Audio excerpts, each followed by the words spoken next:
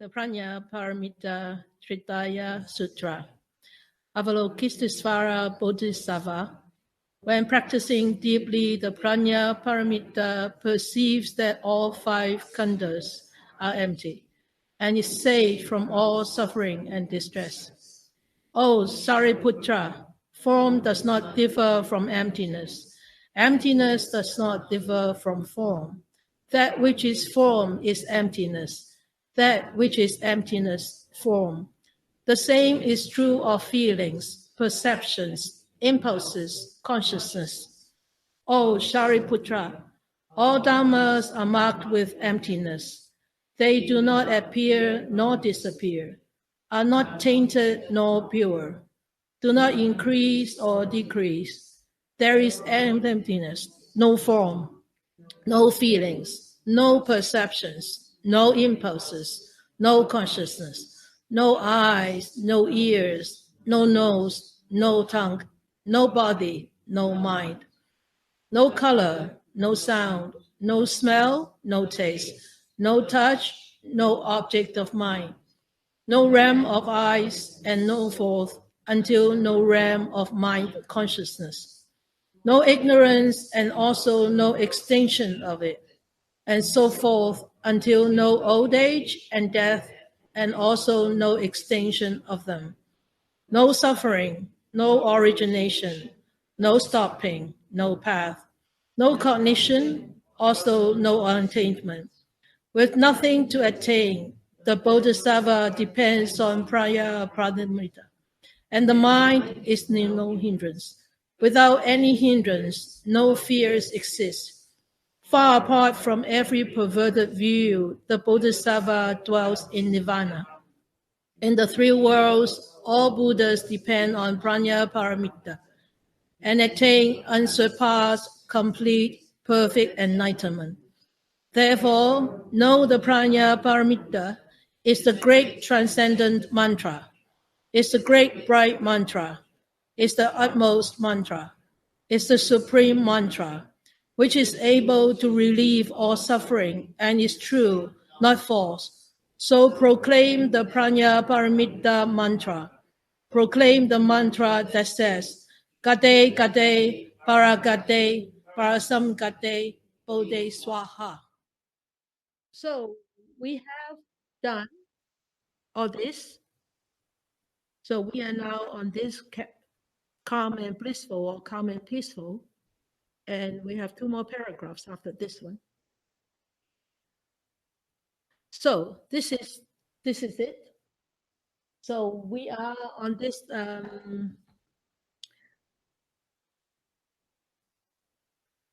1, 2, 3, 4. The fourth paragraph, the third line, no suffering, no origination, no stopping, no path, no condition, also no attainment.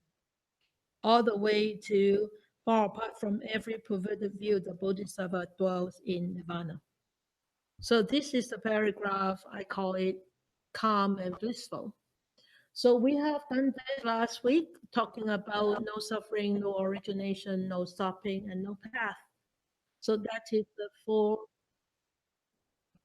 noble truths.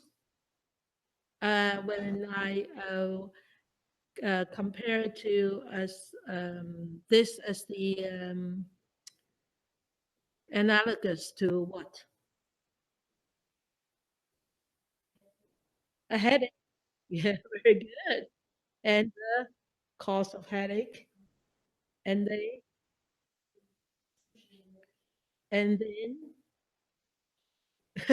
very good.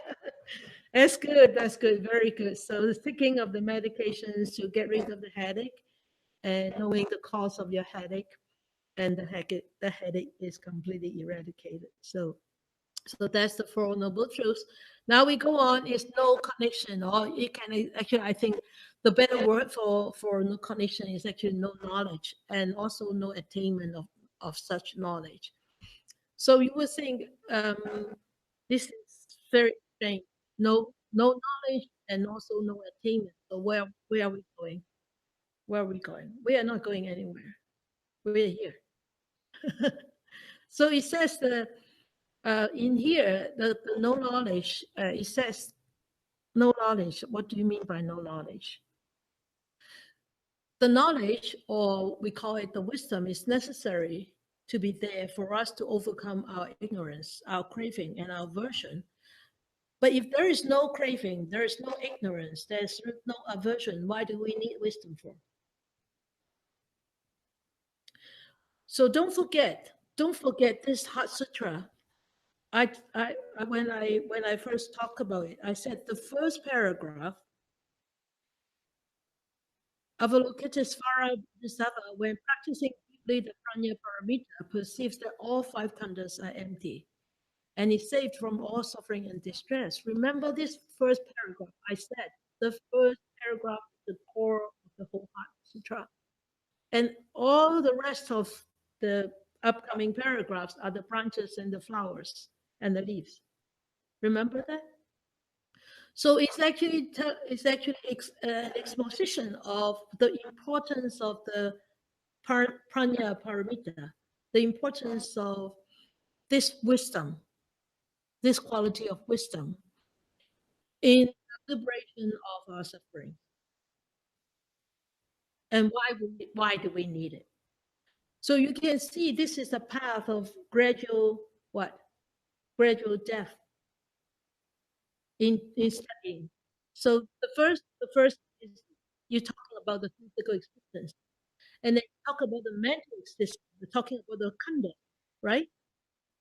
And then eventually you're talking about the mind, deep mind, right? So it's actually a progressive exposition of why Prajnaparamita is important and also why we don't need Prajnaparamita. You see, that's the beauty of such a sutta. But it's also a confusion because why we cannot actually comprehend this, because we are constantly using our human mind to comprehend it, and our human mind is not wise. We haven't have you pressed? We haven't actually reached that state of prajna, fully enlightened and attainment of full wisdom. So there's no way that we can actually comprehend it. What will be like when we actually fully enlighten or fully attain the perfection of Prajnaparamita? So we cannot comprehend it. So that's why it's so confusing, right? So it's not your problem, but it's also your problem because you're not enlightened. That's why it's your problem. But it's not your problem because we are not enlightened. So okay, it's it's more confusing, right? All right. So no knowledge and also no attainment. So if there is no ignorance and no craving, what's the use of wisdom? If we are already wise from having this Prajnaparamita, we naturally are wise people, and our thoughts, our actions, our views all stem out from these quality of wisdom and the understanding of sunyata. That means the emptiness already. So we don't actually need the Prajnaparamita. We don't need it at all. But now, since we don't have it yet, we are not enlightened yet, we need to understand it from a theoretical point of view. Try, at least try. You know. And so just like when there is light, you don't put on the light. It's only when the room is dark, then you need to put on the light. So when we are not wise, then we need to develop this wisdom. If we're ignorant, then we need to constantly remind ourselves, hey, the development of wisdom is very important. And how are we going to develop it? By understanding the truth of our existence, right? By keep reminding ourselves, and coming back to this concept constantly, and remembering and seeing how it manifests itself. Okay, so like rules and regulations said, we don't need rules and regulations if everybody is abiding by the rule. But it's just that all of us are not abiding by the rule. That's why we need so many rules and regulations, even crossing the road, right? Even driving along the road. So we need stop sign, we need the lights, we need all this because all of us, when when we are not aware, we forget how to actually abide by the rules. Okay, so this is no knowledge and also no attainment. So it's not necessary to be there if we are completely free of ignorance and wisdom. That's why it says no knowledge and no, and also no attainment. We don't need to search for attainment. We don't need to achieve attainment because we are already attained. We have already attained. We are already at that stage, so we don't need to. Okay, so like a doctor, if he is very fluent in his diagnosis, a very experienced doctor, when he go for rounds in the ward, he doesn't need to get his books out and go, oh, what is this? What is this illness? And somebody told me that the two doctors were banned from Chilliwack because he needs constantly needs to go on Google and look for diagnosis and what to prescribe. Remember, somebody told me last week. Yeah.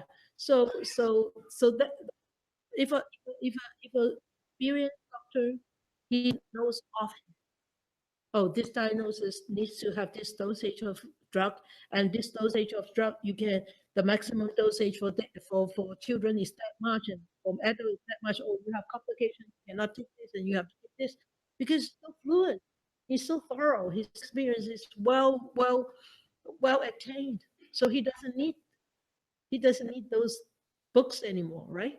So it's the same as here. Okay. So with nothing to attain, with nothing to attain, you see, we need to understand. Also, this prajna is not permanent. Yeah, the wisdom is also not permanent. It is actually for us to deal with our defilements. It's there for us to deal with our defilements, afflictions, craving. If we do not have any of these craving and anger and ignorance, we do not need this prajna.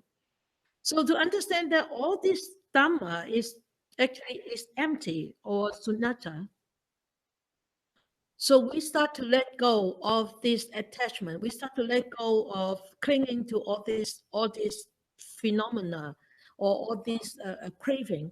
And also we start to understand all this dharma actually arise because of dependency on all other conditions. Is arising, its existence is conditioned, right? Clear? Agree? Not quite? I'm sorry. So easy.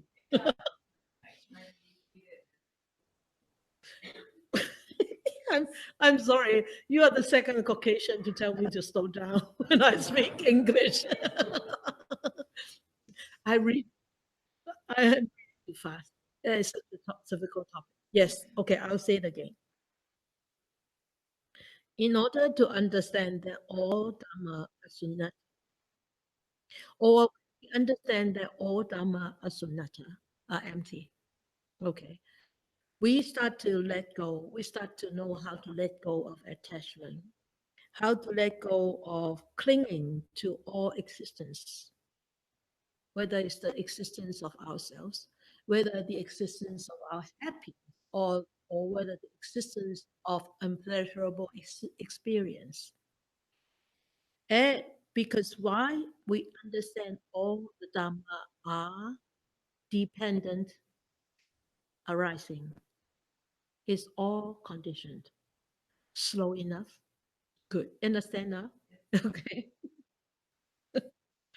So here, that means it with nothing to attain, it means that the Bodhisattva knows that all the things are sunnata. Sunnata, that means emptiness, empty. Empty doesn't mean that it's empty, but it means conditioned arising. It exists because of condition. This exists because of there's food, there's somebody growing the tree, there's somebody knocked down the tree, somebody carved it like this, somebody painted it, somebody brought it, somebody bought it, and somebody brought it here. So in all conditions, it's here because of all those conditions that brings it here. Understand? So that is sunyata, okay? That's its emptiness. So the Bodhisattva, as far as Bodhisattva, knows that all the things are empty in its nature. So he or she, or maybe I should just use he, okay? Or she.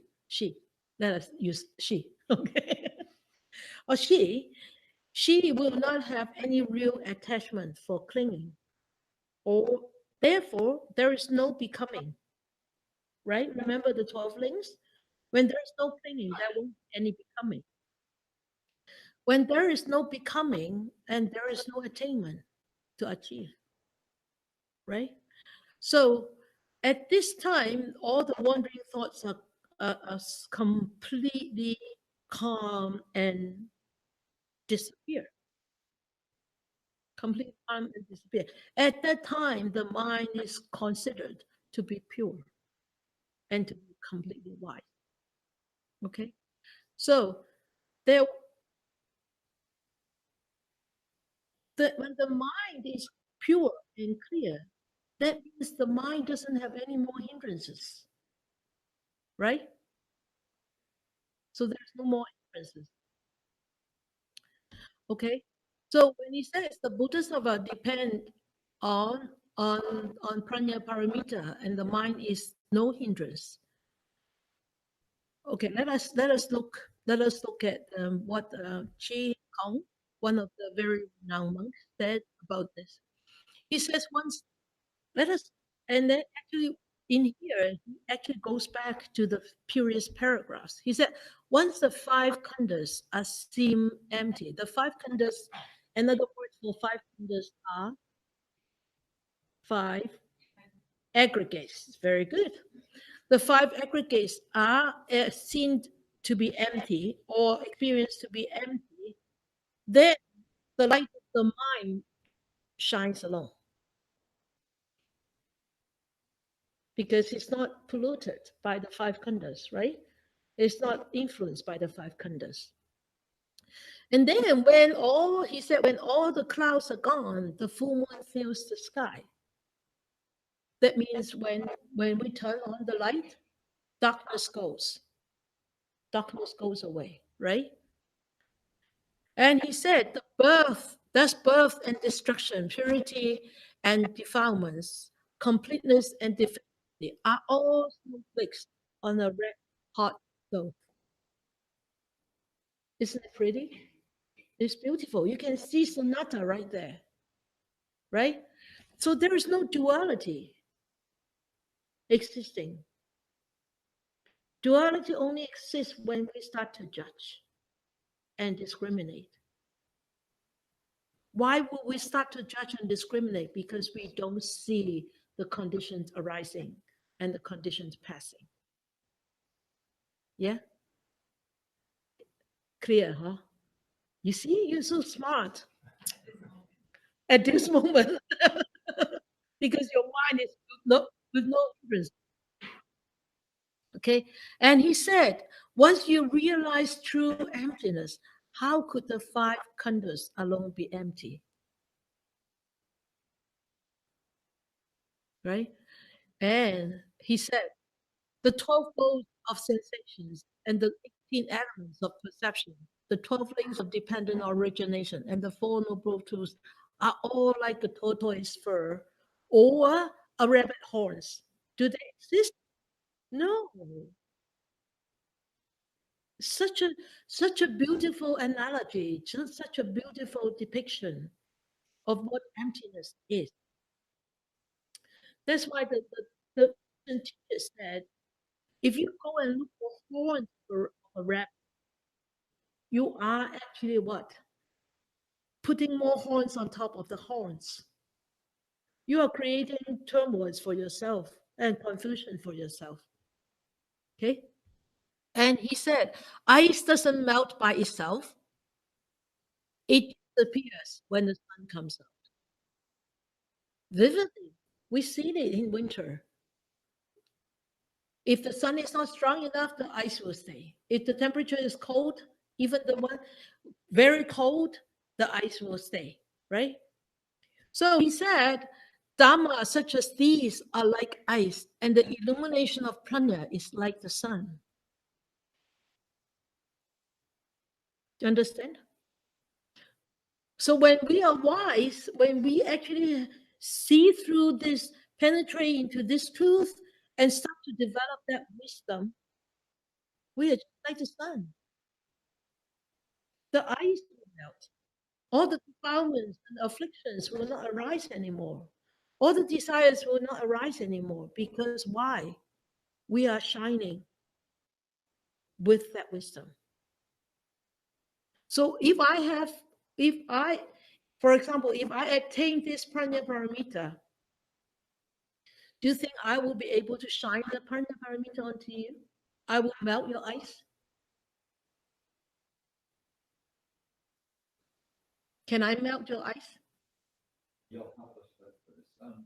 Yeah, very good. That's so good. Yes, yes. All the teachers will help you to look for the sun, to dig out this sun from yourself, right? All the teachings will help you to dig out that sun. So he said, once the ice changes form, is it any different from a straw dog? A straw dog is just like a Christmas tree. In the old days, so they throw it away after the ceremony. So Christmas tree, you throw it away after ceremony, after Christmas, right?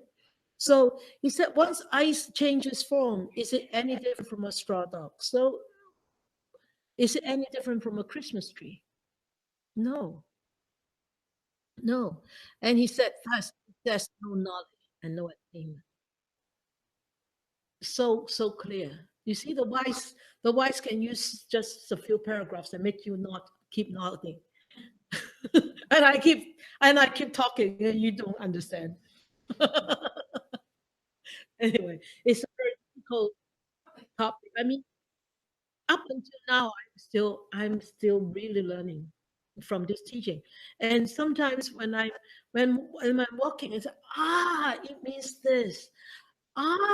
It means this. I have so many aha moments since I've been teaching this Heart Sutra to you guys. Really, you thank you so much for allowing me to do this, because it's really I have understood it so much more and deeper. I'm sure one day you will smile like me. Okay, so and the Bodhisattva depends on Prajnaparamita, and the mind is no hindrance. This is so strange. The so Bodhisattva depends on Prajnaparamita, and the mind is no hindrance because the Bodhisattva has actually attained that Prajnaparamita. So when the mind is so wise, it's just like a clear lake, a surface of a lake. It shines on everything, and there is no impurities on the lake, right? When there is light here, there's no darkness. How can we have darkness in here if we turn on all the light? Even dark corners will be shined, will be shined up, will be lighted by the lights, right? So this we actually what let us look at what's the really qualifications of a so-called bodhisattva. Okay, I think our grandmaster is a bodhisattva. Your great grandmaster, okay, is a real bodhisattva, Master Xuanxang. There are two actual qualifications of a bodhisattva. Is one is able to attain enlightenment, okay, and the other one is he or she will be able to help beings to become liberated from their sufferings. These two vows, or these two qualifications, or two aspects of these qualifications cannot be possible without if one doesn't practice Prajnaparamita. Is it possible if one doesn't practice Prajnaparamita? Is it possible for one to attain enlightenment? if one doesn't practice the cultivation of wisdom? No. Good. Now you look a little bit clear. Is it possible for one to help others to liberate from their sufferings if one doesn't practice, doesn't cultivate, doesn't achieve the perfection of Prajnaparamita? I don't think so. All right.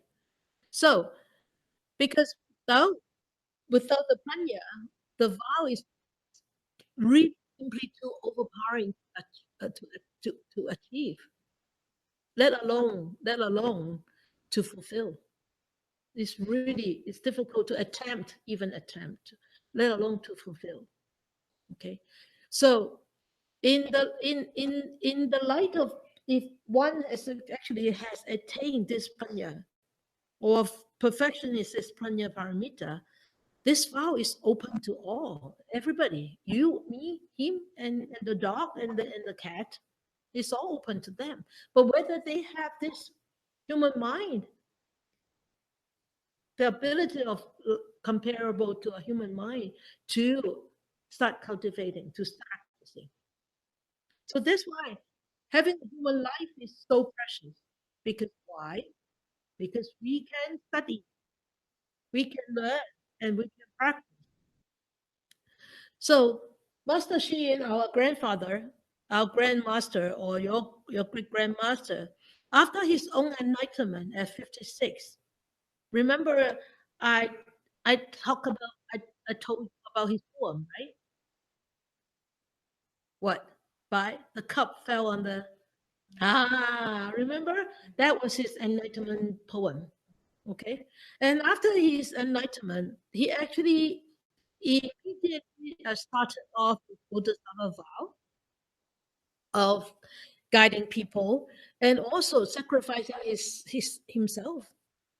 His very first act was doing a lot of prostrations every day. And for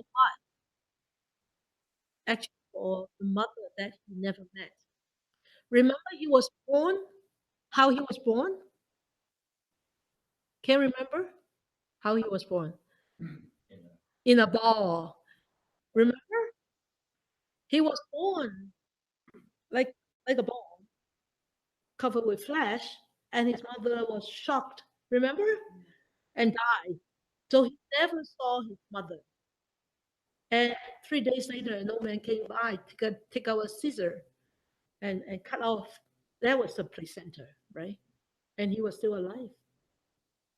So he never saw his mother. So at 56, after his enlightenment, he said, I needed to pay respect. I needed to pay piety back to my mom. So he did a lot of prostration and dedicating the merits to his mother, wishing her mother to be reborn in a better place. But when he did it so much that he became so sick. He became so sick. And he became so weak that all the monks and the chief monk did not approve him to do anything. And he took one step further. He wanted to sacrifice a finger. Sacrifice his finger, to burn off one finger, to dedicate the merits. And remember that I don't know whether I told you about one lifetime of a Sakyamuni Buddha. He actually threw himself into the hole. He fed the hungry tiger, because the tiger had a few little baby tiger, huh? And there was no milk and no food for the baby tigers, so he threw himself to feed the tigers. So this is one of the Bodhisattva vow, is actually to sacrifice your body. That's why we actually burn, to sacrifice, to learn how to sacrifice our body by burning these 12 spots on our head, forehead, on the top of the head. But Master Xin actually sacrificed a finger. Okay, but he was so sick. The chief monk said, "No, you can't do it." He said, "No, I need to do this for my. I need to do this for my mother."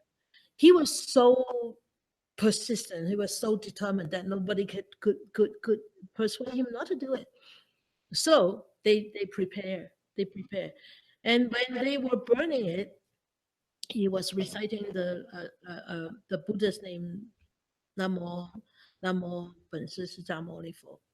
So focused and so focused, so focused, and the finger just burned without any pain. It was painful in the beginning, but when his mind was so absorbed, involved into that chanting, into the sacrificing, and that bodhisattva of compassion, there was no pain. And after the finger was burned, completely burned, his illness was completely gone. So you can see the vow of a bodhisattva could overcome the hindrances of a physical body and also hindrances of a mind. When I remember when we had these 12 dots burned, they my teacher, your sifu, your sifu, my sifu actually put the incense on top of the head and lit it up, and we were chanting, and there were six. I think there were six of us there. Yeah, and we were chanting and chanting and chanting, and it was just like a peace thing. For me, it was just like a thing, and Sifu said, yeah, it was like a mosquito sting, and then disappeared. But the incense were still burning. But six of us, there were two of our fellow Dharma sisters. They were crying because the pain was so excruciating. They were crying and crying and crying. And after it was completely burned, they had to put watermelon on top because the watermelon is cooling, right? And ice on top. But me and Young Sifu did not feel anything. There was nothing. And one of them also, actually, there was one run around because the pain was so bad. She had to run around to get rid of the pain. So I put her attention. So this is how one's mind has to work on, and and being a bodhisattva, it really, I mean, is a, a big job. Okay, so uh, how come a bodhisattva has such powerful strength? Because bodhisattva take refuges on, like us, take refuge in the Buddha by taking refuge in the Buddha, one's transform the anger into compassion. But we take refuge in the Buddha, we transform our anger into more anger. Right? We do sometimes. We do. Sometimes we do transform our anger into compassion, but a lot of times we actually transform our anger into more anger. So that's why we are not Bodhisattva. That's why we are still wanting, right? Okay. And Bodhisattva take refuge in the Dharma, and because of taking refuge in the Dharma, he or she is able to transform the delusion into wisdom.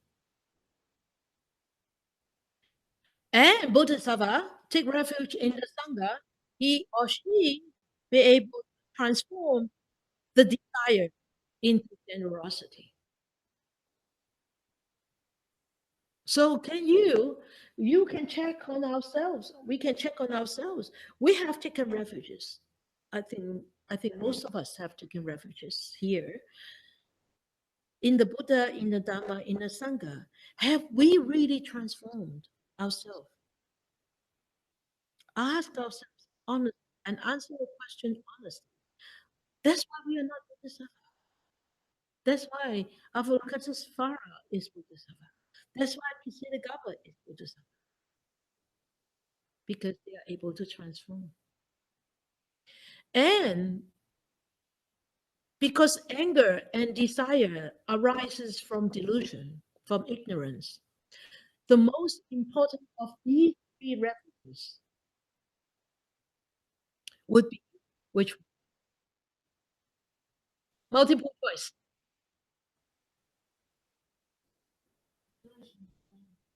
So which is delusion? Take refuge in the Dharma. Agree? Yes. Yes. Why? Why? Because Buddhas come and go. Buddhas come and go.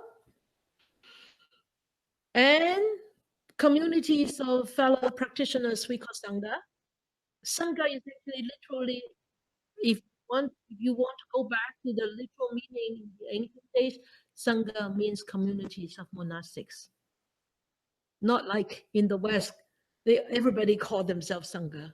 A few people, lay people Sangha, and this Sangha and that Sangha. No, Sangha truly means community of monastics.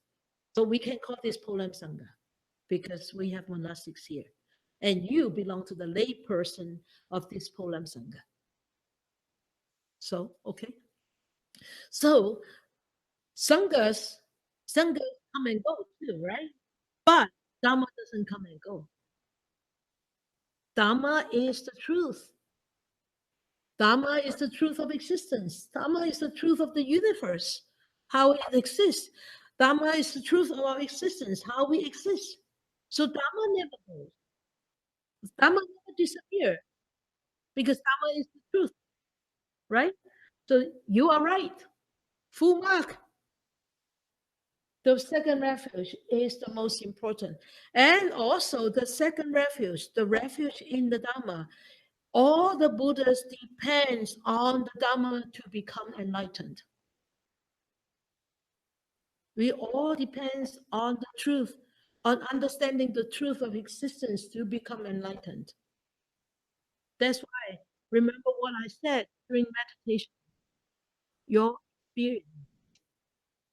your experience right now, right here, is the great teaching to you, to us, to understand our existence. But that experience also comes and goes. But as long as we have this human life, we could constantly practice, we could constantly experience. When we can constantly experience, we can constantly understand and continuously understand. When we can continuously and constantly understand, hopefully we could be inspired by our understanding. And hopefully by that inspiration, we become wiser and wiser. Yeah. So the refuge in the Dhamma is a refuge without wall in barriers. So that's why the refuge in the Prajnaparamita is so crucial, it's so important, because it removes the barriers, it removes the walls. The refuge of Prajnaparamita is a refuge without barriers. There are 3 barriers, 3 walls. You never heard this before. You know? You know them? Okay. All right. Because you have such a sweet smile, I thought you know. Okay. Okay. So what is the first wall? What is the first barrier? The wall of our karma. You see? The wall of our karma, the barrier of our karma. And because of such karma, if we at any moment of life, if we have such karma, it could become a barrier for us to actually develop that prajna paramita. And for us to actually, it's become such a barrier for us to penetrate through to get that insight. A wall is a barrier, right? We cannot walk through the wall unless we become a ghost. Then we can walk through the wall. Or we can become an enlightened being, and we develop in those six supernatural powers, and we can walk through the wall. There won't be any barrier. Okay, so that's the first barrier, is the barrier of karma, which include all circumstances that actually limit us become a limitation. Okay? Okay, and then the second wall is the wall of passion. People always say, oh, I have passion for this, I have passion for that. It's so great. I have passion for my career. So people think that having passion for something is great. It's great, yes. It's great in a sense. But if you have passion and no wisdom, it could become a barrier. Can you give me an example?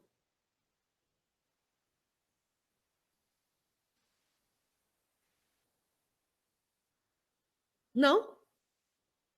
Where's your wisdom?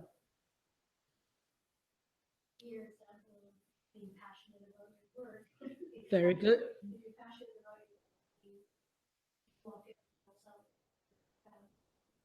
Yeah, yeah, yeah. And you're so passionate about your work, and when you're going on to retirement, you say, oh, Don, I don't want to retire. I'm not talking about you, but I'm talking about you. Right? You can't let go. You're so passionate.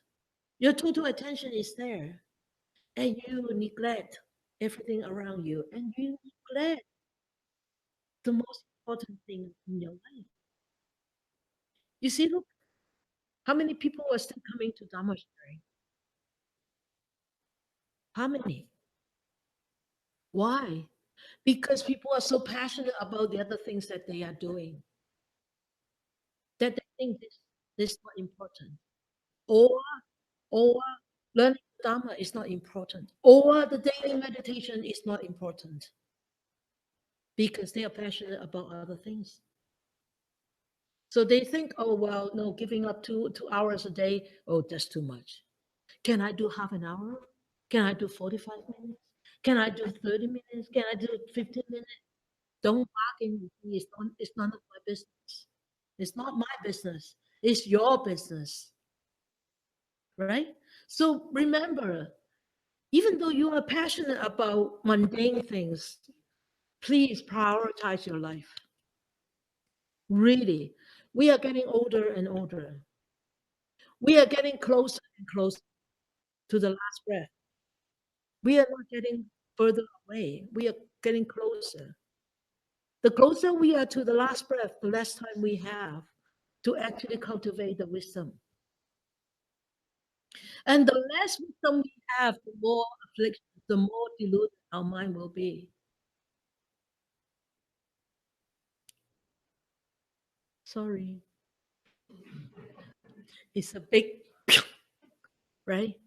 But it's true. Okay. And this also, the passion also include all anger and desire. Okay. And the third one is the walls of knowledge, barriers of knowledge. So does it mean that you have 2,000 alphabets behind after your name? Do you think you have more barrier than I have?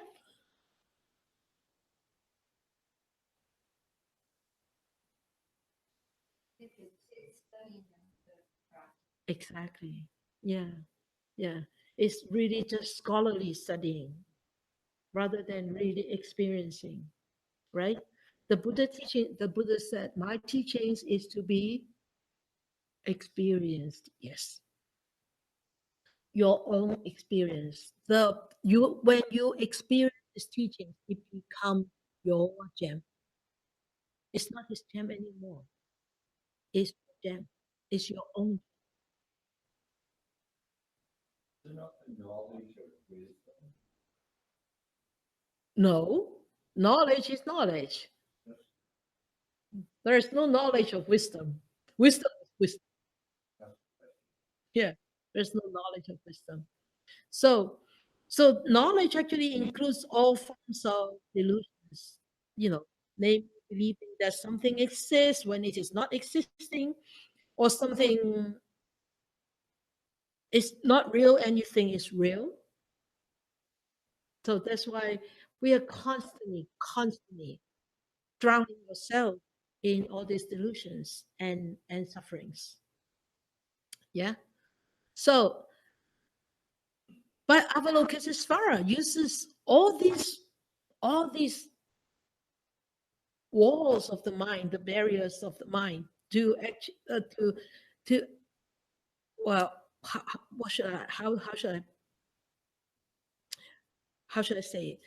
Avalokitesvara said that these barriers are all self-imposed, self-inflicted.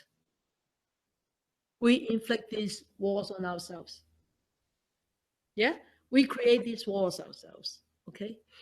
Therefore, he said, or she said, if we are wise, then these walls won't be there. When these walls are not there, then there will be no more hindrances and obstacles, right? We can go through this wall. There's no wall at all. We can just walk through, no problem. The barriers itself will disappear, will be dissolved by the perfection of Prajnaparamita, by having the prajna, by understanding, by developing this quality of knowing this is conditioned, this is sunyata. It naturally, spontaneously, automatically dissolves if we have wisdom. If we don't have wisdom, sorry, nobody can help. Even the strongest acid will not dissolve the wall. Okay? So, Ching Mai says the absence of walls explains how the liberation door of emptiness works. So, by understanding these dhammas are empty inside and out, the vision of one's wisdom is not blocked by the nature of existence.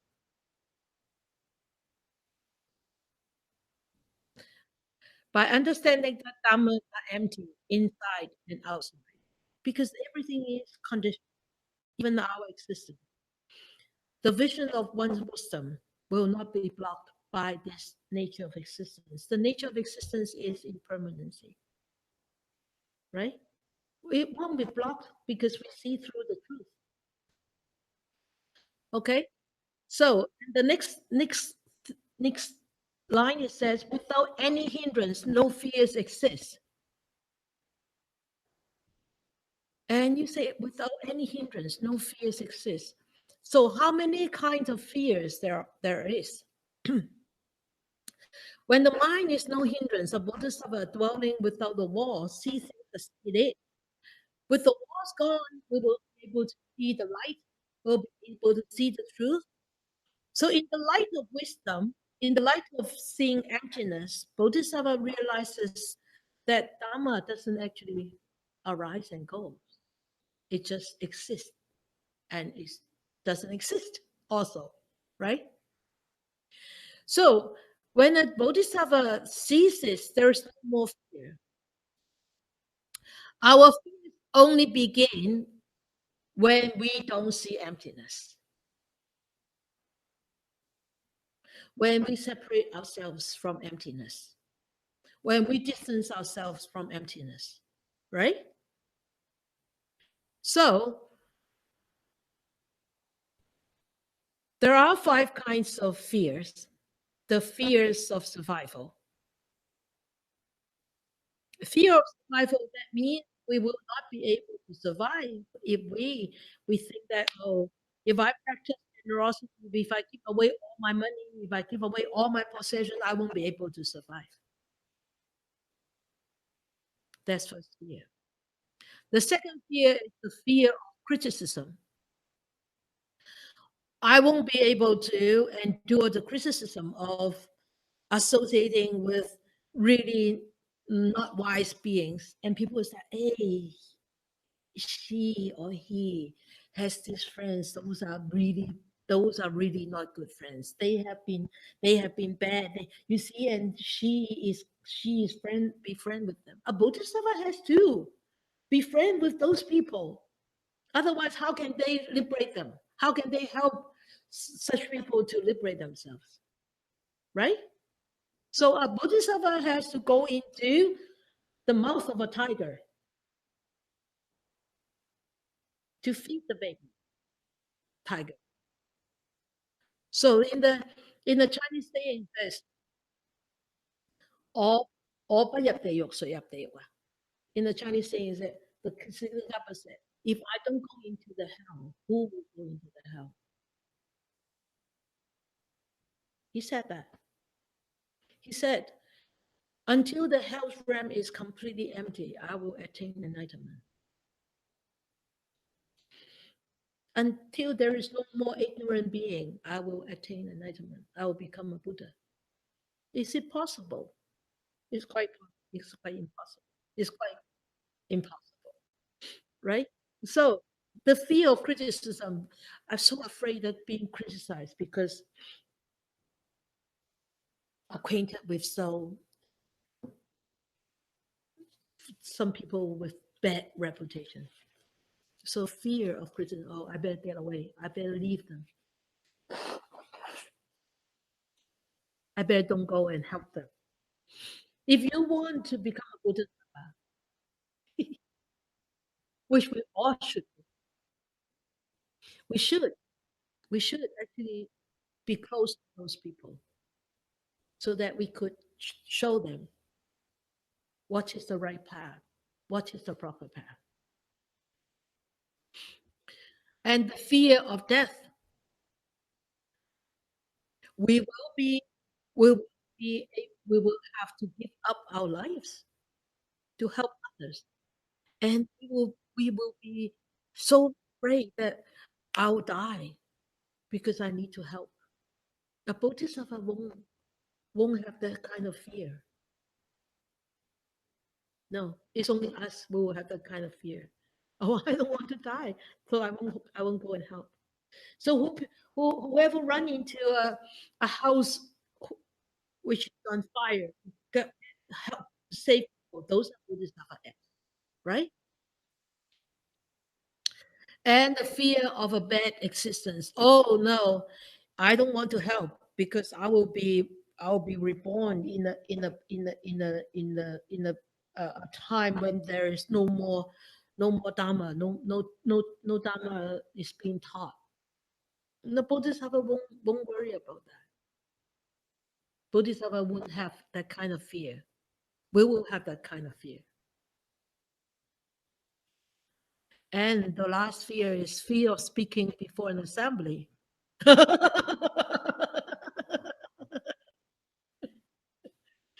Well, that's what the it's true. It's true, right? You all agree, right?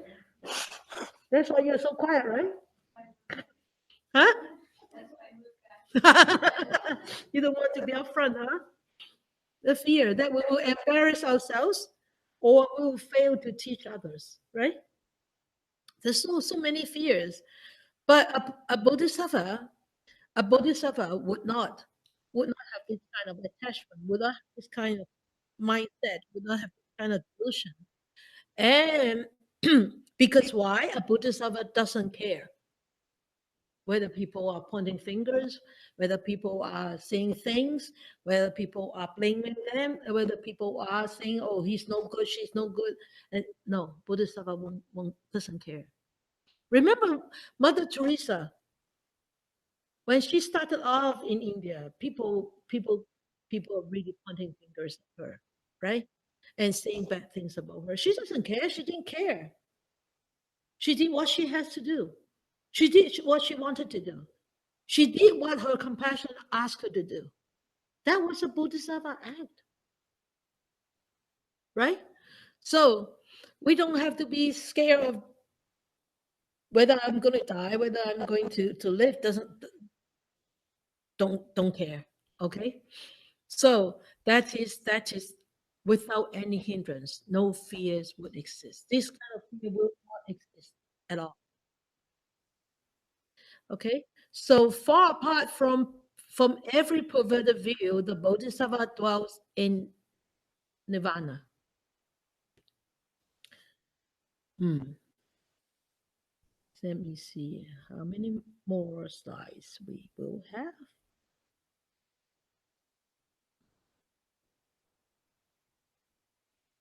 Ooh. Overrun a little bit? Don't mind? Okay. Okay. Far apart from every perverted view, the Bodhisattva dwells in Nibbana or Nibbana. Perverted views are right views, wrong views, upside down views. Upside down, completely wrong, right? Upside down view. So they're not realistic views, not practical views, and all wandering perverted views. So according to the teaching, there are 4 perverted views. Okay. The first is seeing something which is impermanent as permanent. So perverted views is when we get sick, is that, oh, why me? I don't want to die. I won't die. I won't die. I won't die. Right? But you don't understand this life is impermanent. This body is impermanent. So this is the first one, the first perverted view. The second perverted view is seeing something pleasurable when it is actually not pleasurable. Can you give me an example?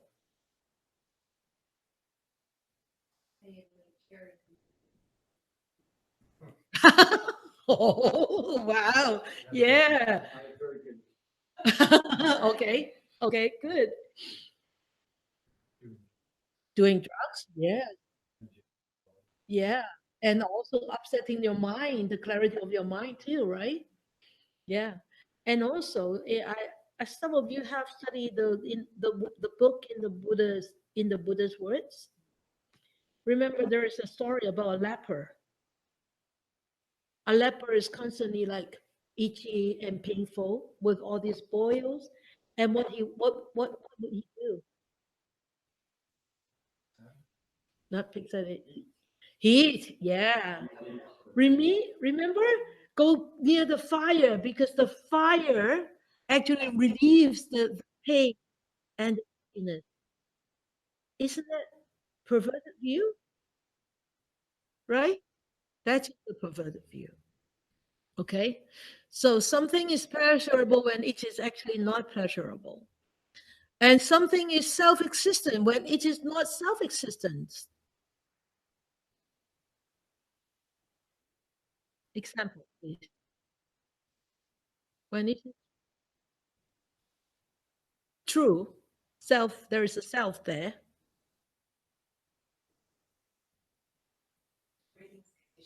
Yeah, everything is conditioned, including our existence, right? Including this body, including all the relationships, right? All our experiences, right?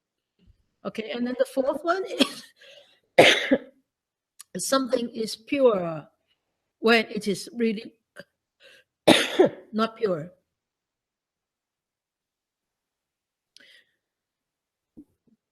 People will think that a bodhisattva will go around and say, "Oh, I am pure. You are not pure. You're not enlightened yet. You are not pure." Do you think a bodhisattva will go around saying that? No, right? But we will. I am smarter than you. I am better than you. You see, I'm taller than you. I'm fatter than you. You see?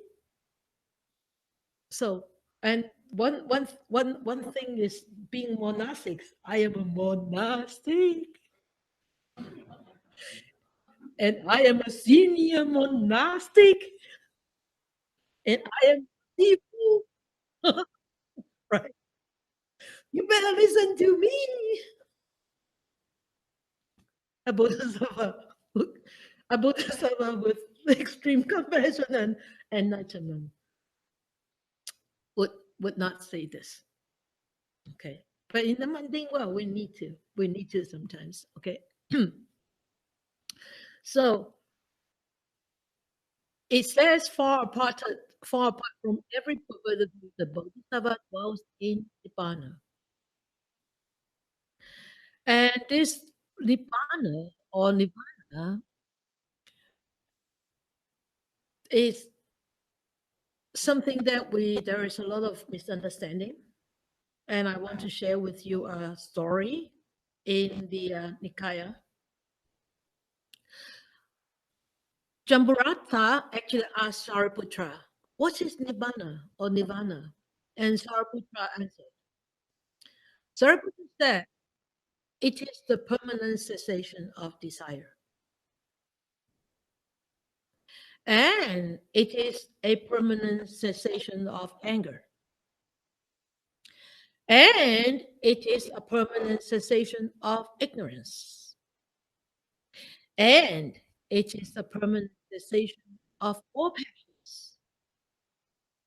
So if we achieve all these stages, cessation of desire, cessation of anger, cessation of ignorance, cessation of all passions, then we reach Nibbana.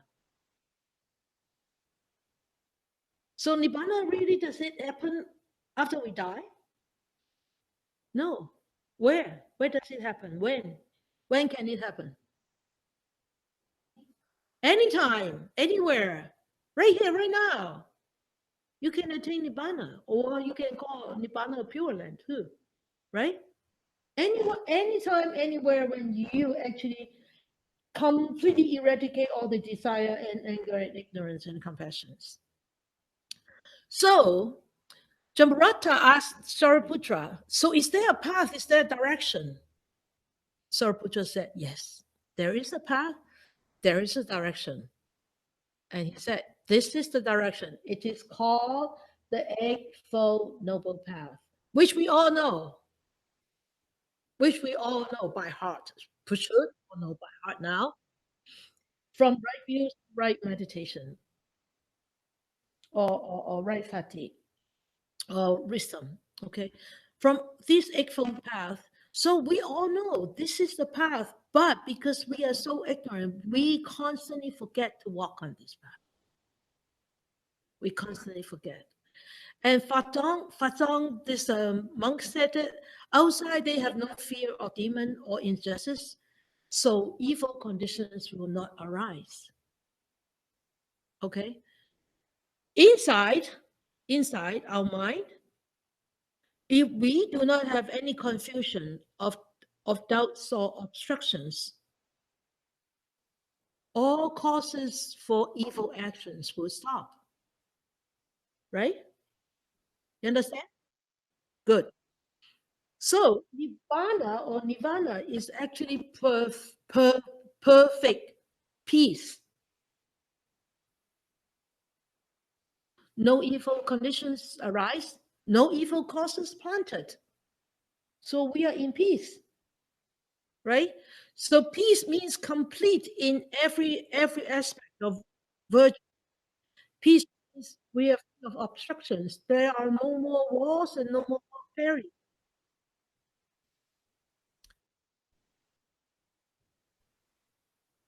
Right? So we have no more wars, no more barriers if we become wise. So we are done. We have done this. When there is no more war, no more barriers, we become calm and blissful. They'll be calm and peaceful. Okay? Good. We only have 2 more paragraphs to finish. Then that will be the end of Heart Sutra. Ooh. Less than a year. So let us dedicate.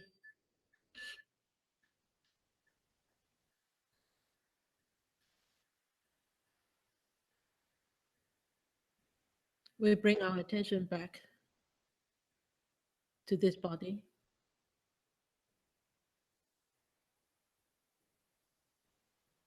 We experience these constant changes in this body.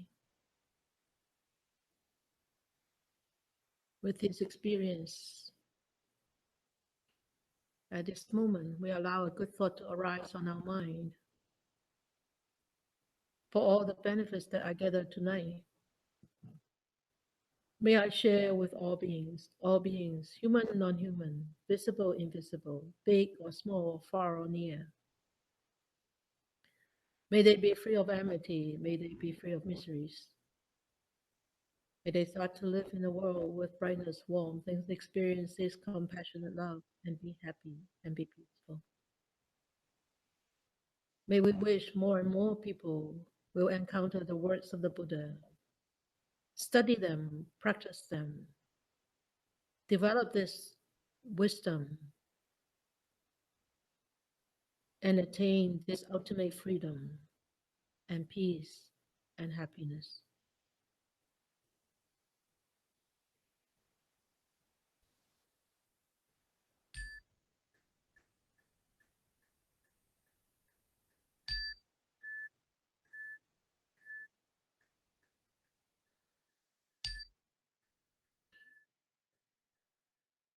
Good.